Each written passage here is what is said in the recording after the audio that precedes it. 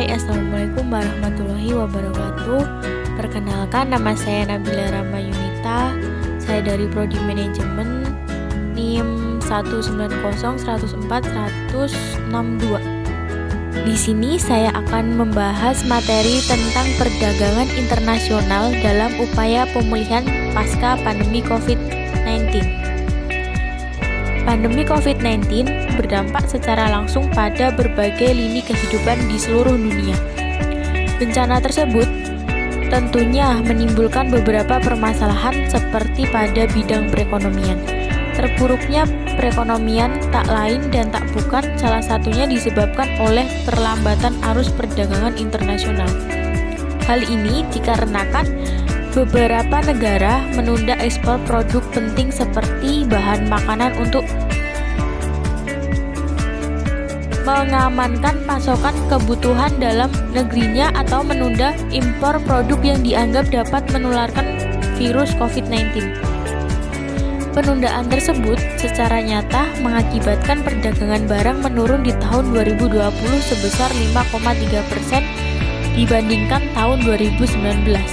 Akan tetapi, perdagangan internasional di tahun 2021 mengalami peningkatan akibat dari berbagai kebijakan berbagai negara yang memberikan doping kepada perekonomian seperti insentif dan subsidi dalam hukum perdagangan internasional.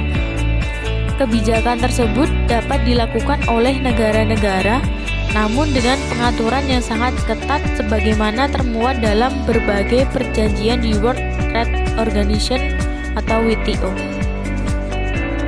Pembahasan tersebut menjadi topik utama dalam perkuliahan yang disampaikan oleh Profesor Vincenzo bertajuk International Trade After the COVID-19.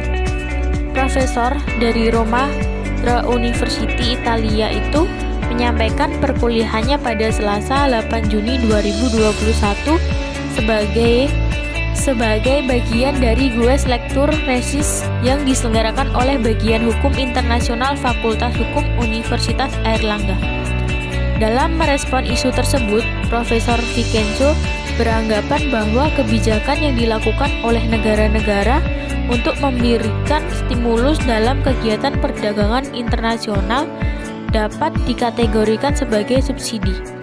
Menurutnya, dalam beberapa tahun ke depan, perekonomian pada berbagai negara hanya akan dapat bertahan dengan ditopang oleh kebijakan tersebut. Hukum perdagangan internasional sejatinya telah mendisiplinkan secara tegas memberikan subsidi sebagaimana diatur dalam Agreement on Subsidies and Countervailing Measures, tetapi juga memberikan sedikit kelonggaran sebagaimana diatur dalam General Accession.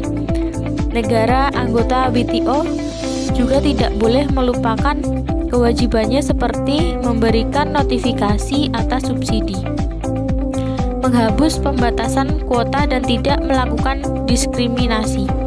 Selain itu, beliau juga menyorot isu perdagangan internasional lain yang terjadi selama pandemi, yaitu perdagangan vaksin, hukum perdagangan internasional melalui The Agreement on Trade-Related Aspects of Intellectual Property Rights atau TRIPS telah memberikan jaminan perlindungan atas hak kekayaan intelektual bagi industri farmasi yang berhasil menciptakan suatu obat selama 20 tahun. Hal ini membuat banyak produsen vaksin bertindak secara restriktif untuk melakukan ekspor, bahkan tidak mau memberikan kelonggaran memproduksi vaksin secara lokal pada negara-negara tertentu karena dianggap tidak dapat melindungi hak kekayaan intelektual yang dimiliki oleh industrinya. Sejatinya, situasi pandemi seperti sekarang, kebutuhan akan vaksin sangat diperlukan untuk memberikan perlindungan kesehatan kepada seluruh umat manusia, baik pada negara maju atau negara berkembang. Banyak perusahaan farmasi yang mampu memproduksi vaksin bertindak secara tidak etis karena mengutamakan negara yang mampu, bukannya negara yang membutuhkan, dengan dalih untuk menutupi mahalnya biaya riset.